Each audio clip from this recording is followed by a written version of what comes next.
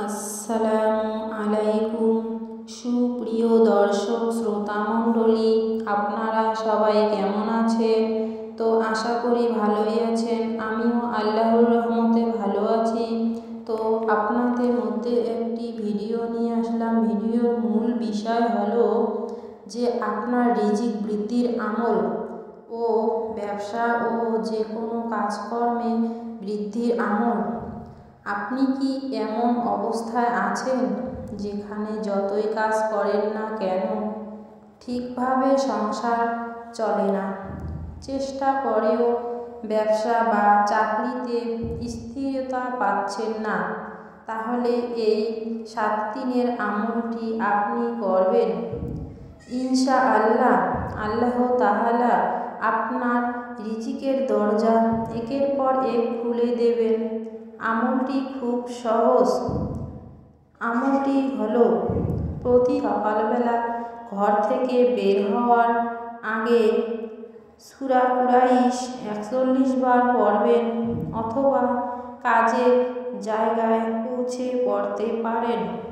এভাবে একটানা 7 দিন পড়বেন। ইনশাআল্লাহ দেখবেন আটকে থাকা কাজগুলো সহজ হয়ে যাবে এবং রিজিকে বরকত আসবে, ব্যবসা বা চাকরিতে সফলতা আসবে।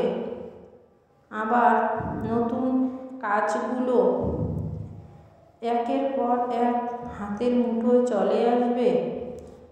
কাজের সুযোগ আপনার হাতেই চলে আসবে। গ্রাহক বা কাস্টমার নিজেই ব্যবসায় হাজির হবে।